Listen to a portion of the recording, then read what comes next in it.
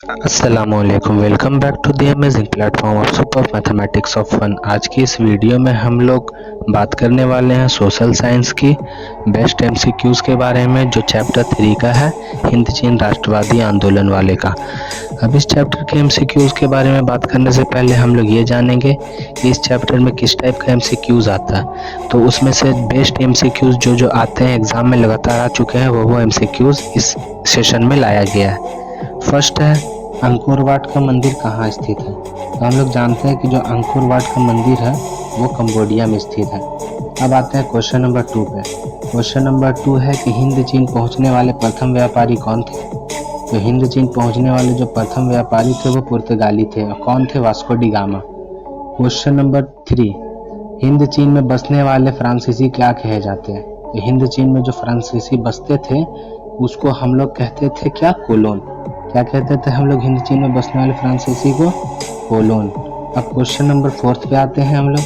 Question number 4 है, नरोत्तम सिन्हानुक कहाँ के शासक थे। तो नरोत्तम सिन्हानुक हम लोग जानते हैं कि ये जो थे बहुत ही अच्छे शासक थे, जो कंबोडिया के थे, और कंबोडिया जब स्वतंत्र हुआ तो इनकी उसमें बहुत बड़ी भूमिका थी, और 1978 में इन्होंने राजनीति से संन्यास ले लिया। Question number 5, the history of the laws of Vietnam किसने लिखा।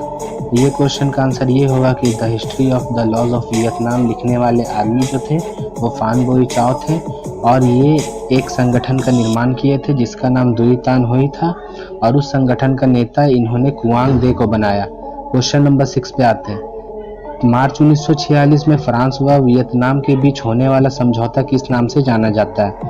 तो मार्च 1946 में एक समझौता हुआ था जो फ्रांस और वियतनाम के बीच हुआ था। तो इस समझौता को हम लोग जानते हैं हनोई समझौता के नाम से जाना जाता है। हनोई वियतनाम की राजधानी है, और हनोई में ही ये समझौता हुआ, इसलिए इस समझौता का नाम हनोई समझौता रखा गया। क्वेश्चन नंबर 7, किस प्रसिद्ध दार्शनिक ने एक अदालत लगाकर अमेरिका को वियतनाम युद्ध के लिए दोषी करार दिया। तो उस वक्त एक ही बहुत ही प्रसिद्ध दार्शनिक थे जो रसेल थे, और ये आंसर यही होगा इस क्वेश्चन का। क्वेश्चन नंबर 8, हिंद चीन क्षेत्र में अंतिम युद्ध समाप्ति के समय अमेरिकी राष्ट्रपति कौन थे। तो जो अंतिम युद्ध समाप्त हो रहा था हिंद चीन के और फ्रांस के विरुद्ध, जिसमें अमेरिका का हस्तक्षेप था, तो उसमें जो राष्ट्रपति थे वो निक्सन थे। क्वेश्चन नंबर 9 पे आते हैं, हुआ आंदोलन किस प्रकृति का था। तो हम लोग जानते हैं कि हुआ आंदोलन क्रांतिकारी प्रकृति का भी था, धार्मिक प्रकृति का भी था, और बौद्धिक प्रकृति का भी था। तो इस हिसाब से हम लोग का जो आंसर हो जाएगा वो क्रांतिकारी धार्मिक प्रकृति का था। क्वेश्चन नंबर 10, जेनेवा समझौता कब हुआ।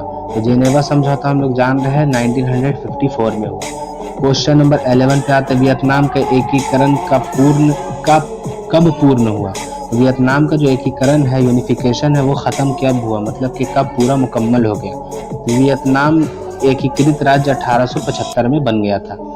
क्वेश्चन नंबर 12, अनामी दल के संस्थापक कौन थे। तो हम लोग जानते हैं कि अनामी एक दल था, इस दल के संस्थापन जैंगवन आई थे। और क्वेश्चन नंबर 13 पे आते हैं, दिएन वियन फू के युद्ध में कौन बुरी तरह हार गया। तो जो दिएन वियन फू था वो एक युद्ध हुआ, बहुत ही बड़ा युद्ध था, इस युद्ध में फ्रांस हार गया था। क्वेश्चन नंबर 14, क्रांतिकारी संगठन दुई तान हुई का नेता कौन था। इस क्वेश्चन का आंसर मैंने अभी दे चुका ऊपर। इस क्वेश्चन का आंसर ये हो जाएगा कि ये जो संगठन था इसका नेता जो था वो कुआंग दे थे, और इस संगठन को बनाया कौन? तो फान बोई चाओ ने।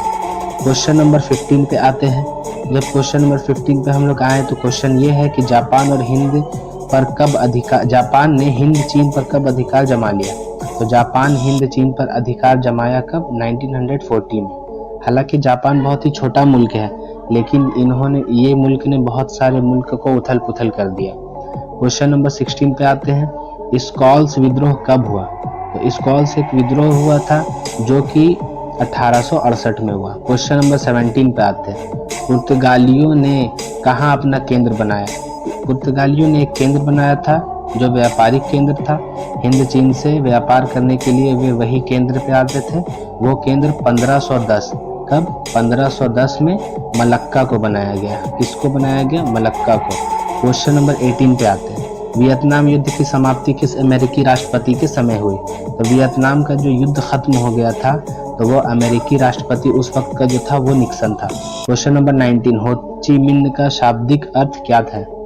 तो हो ची मिन्ह का जो शाब्दिक अर्थ डिक्शनरी से लिया हुआ अर्थ जो है वो हम लोग जानते हैं कि पथ प्रदर्शक, मतलब कि रास्ता दिखाने वाला। क्वेश्चन नंबर 20, वियतनाम लोकतांत्रिक गणराज्य की स्थापना किस वर्ष हुई? मतलब वियतनाम लोकतांत्रिक गणराज्य कब बना? तो वियतनाम लोकतांत्रिक गणराज्य 1945 को बना। डेट जो था वो 2 सितंबर 1945। क्वेश्चन नंबर 21 पे आते हैं, अंकोरवाट के मंदिर का निर्माण किसने करवाया? अंकोरवाट के मंदिर का निर्माण सूर्य वर्मा द्वितीय ने करवाया।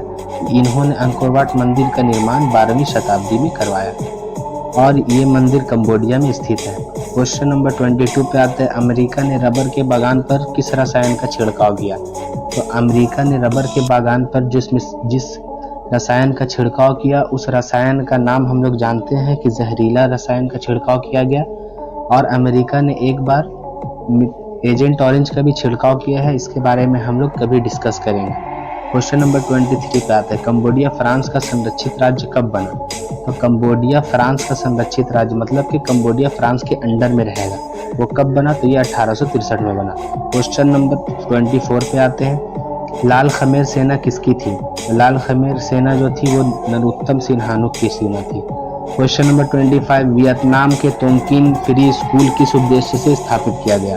वियतनाम में जो फ्री ऑफ कॉस्ट स्कूल खोले गए, इसका मुख्य उद्देश्य यह था, कारण यह था, परिणाम भी हम लोग बोल सकते हैं कि पश्चिमी जो हम लोग का जो वियतनाम का जो ये है मतलब कि शिक्षा देना, तो वो धार्मिक शिक्षा को देने से प्रेरित किया गया और ये फ्रांस के हिसाब से ही शिक्षा यहाँ दिया जाए ऐसा उन्होंने सोचा। तो इसका जो हम लोग का आंसर हो जाएगा धार्मिक शिक्षा देने के लिए। क्वेश्चन नंबर 26 पे आता है, नियो लियो हक्सत किसकी राजनीतिक पार्टी थी? तो नियो लियो हक्सत एक पार्टी थी जिसको हम लोग शॉर्ट में कहते हैं LHS, इसके आगे लगा देते हैं हम लोग N, नियो लियो हक्सत। अब ये जो पार्टी थी, ये पार्टी हम लोग जानते हैं कि जो 3 भाई थे, पहला तो सुवन फूमा, दूसरा सुफन बोंग जिसको पाथेट लॉ भी कहते थे, तीसरा फूमी नौसवान। तो ये जो पार्टी थी नियो लियो हक्सत, ये पाथेट लॉ की पार्टी थी। क्वेश्चन नंबर 27, वियतनाम में अनामी दल की स्थापना किसने की?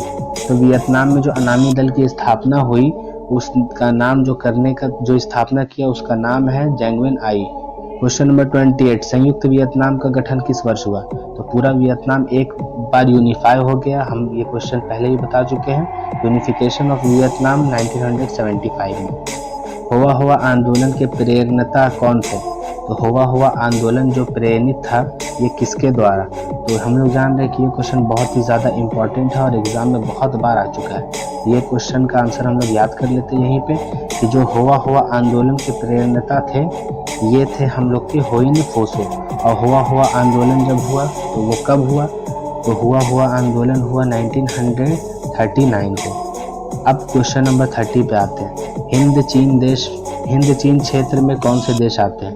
तो हिंद चीन क्षेत्र वैसा क्षेत्र जहां हिंद और चीन दोनों का कब्जा हो, दोनों मिलकर शासन चलाते हो या फिर दोनों से रिलेट करता हो वो क्षेत्र। तो वो क्षेत्र पर कौन कौन से देश आते हैं अभी?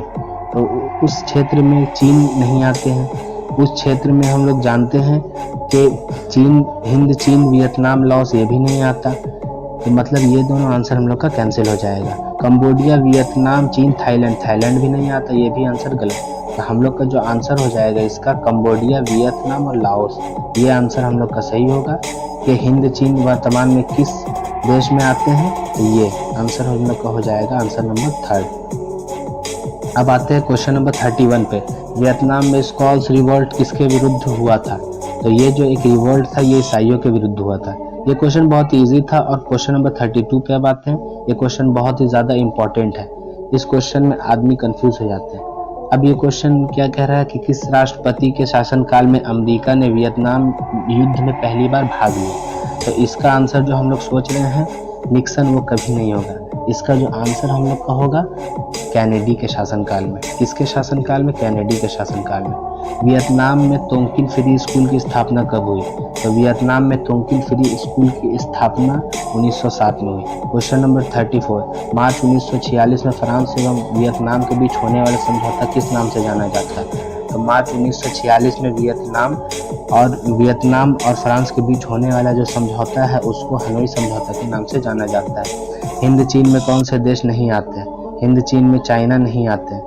वियतनाम स्वतंत्रता लीग की स्थापना, तो वियतनाम स्वतंत्रता लीग की स्थापना हो ची मिन्ह ने किया। इंडो चाइना को किस देश ने अपने उपनिवेश के रूप में विकसित किया? इंडो चाइना को फ्रांसीसियों ने अपने उपनिवेश के रूप में विकसित किया। हिंद चीन में आने वाले पहले यूरोपीय व्यापारी कौन थे? तो हिंद चीन में आने वाले पहले यूरोपीय व्यापारी पुर्तगाली थे।